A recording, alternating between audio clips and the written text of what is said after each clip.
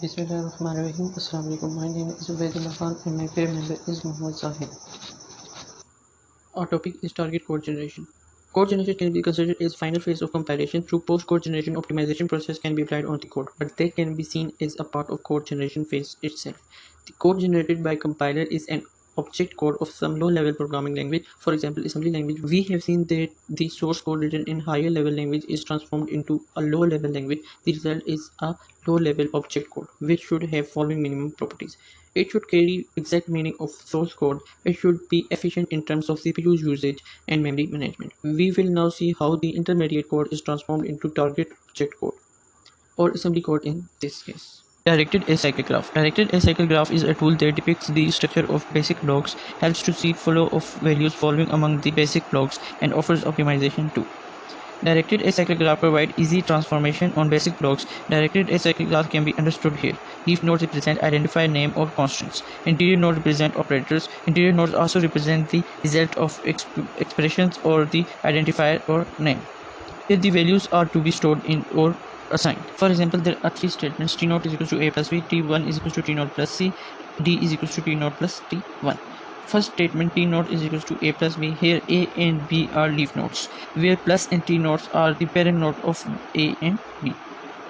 In second statement, t0 and c are leaf nodes of t1. Similarly, in third statement, t0 and t1 are leaf nodes of d. Peephole optimization. This optimization technique works locally on the source code to transform it into a optimized code. By locally, we mean a small portion of code block at hand. These methods can be applied to intermediate code as well as on target codes. A bunch of statements is analyzed, are checked for the following possible optimization. Redundant instruction elimination. At source code level, the following can be done by the user. At compilation level, the compiler searches for instructions redundant in nature. Multiple loading and storing of instructions may carry the same meaning if some of them are removed. For example, move value of register 0 into X. Move value of register 1 into register 0. We can read the first instruction and rewrite the sentence as move value of register 1 into X. Unreachable code. Unreachable code is a part of program code that is never accessed because of programming constructs. Programmers may have accidentally written a piece of code that can never be reached. For example, in this code segment, the printf statement will never be executed as the program control returns back before it can execute. Hence, printf can be removed. Flow of control optimization. There are instances in a code where the program control jumps back and forth without performing any significant task. These jumps can be removed. Consider the following chunk of code. Move value of register 2 in register 1, go to L1 label, where L1 label have go to L2 label, where L2 label have increment the value of register 1. In this code, label 1 can be removed as it passes the control to label 2. So instead of jump to label 1 and then label 2, the control can directly reaches label 2 as shown below. Move value of register 2 into register 1, go to L2 label. L2 label increments the value of register 1. Algebraic expression. There are occasions where algebraic expression can be made simple. For example, the expression a is equal to a plus 0 can be replaced by a itself, and expression a is equal to a plus 1 simply be replaced by increment a. Strength reduction. There is operations that consume more time and space. Their strength can be reduced by replacing them with other operations that consume less time and space but produce the same result. For example, x direct 2 can be replaced by x left shift 1, which involves only one left shift through the output of a into a, and a square is same. A square is much more efficient to implement. Assuming machine instruction, the target machine can deploy more sophisticated instructions which can have the capacity to perform specific operations much efficiently. If the target code can accommodate those instructions directly, that will not only improve the quality of code but also yield more efficient results. Target code generator. A code generator is expected to have an understanding of target machine's runtime environment and its instruction set. The code generator should take the following things into consideration to generate the code. Target language. The code generator has to be aware of the nature of the target language for which the code is to be transformed. That language may facilitate some machine-specific instructions to help the compiler generate the code in a more convenient way. The target machine can have either CISC or RISC processor architecture. IR type. Intermediate representation has various forms. It can be in abstract syntax tree structure, reverse Polish notation, or tree address code. Selection of instruction. The code generator takes intermediate representation as input and converts it into target machine's instruction set. One representation can have many ways instructions to convert it, so it becomes the responsibility of code generator to choose the appropriate instructions wisely.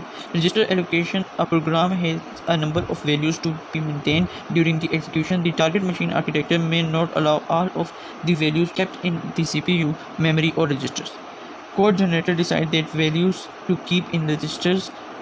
Also, it decides the registers to be used to keep these values.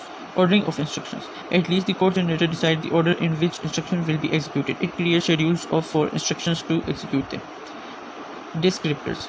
The code generator has to track both the registers for availability and the address allocation of values while generating the code. Descriptors. The code generator has to track both the registers for availability and addresses for location of values while generating the code. For both of them, the following two descriptors are used: register descriptor, address descriptor. Register descriptor is used to inform the code generator about availability of registers. Register descriptor keeps track of values stored in each register. Whenever a new register is required during code generation, this descriptor is consulted for register availability. Address descriptor.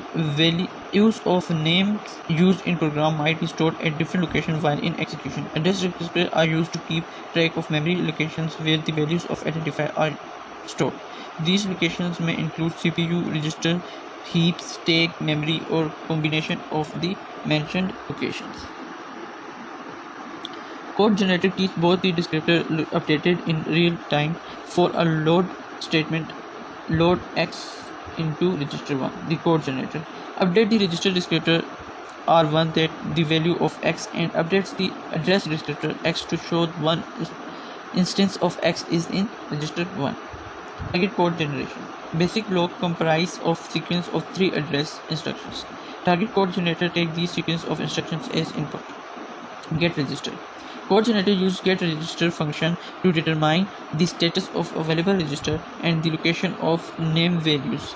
GetRegister works as if variable y is already in register R, it uses that register. Else, if some register R is available, it uses that register. Else, if both above options are not possible, it chooses a register that requires minimal number of load and store instructions. For an instruction x is equal to y operator z, the code generator may perform the following action. Let us assume that L is the location where the output of y operator z is to be saved. Call function getRegister to decide the location of L. Determine the present location of y by consulting the address descriptor of y. If y is not presently in register L, then generate the following instruction to copy the value of y to L. Move value of L into y prime, where y prime represents copied value of y. Determine the present location of z using the same method used in 2 steps for y and generate the following instruction. L prime copies the value of z. Now L contains the value of y operator z that's intended to assign to x. So if the L is a register, update the descriptor to indicate that it contains the value of x. Update the descriptor of x indicates that it stores a location L. If y and z are no further used, they can be given back to the system. Other code constructs like loops and conditional statements are transformed into assembly language in general assembly way.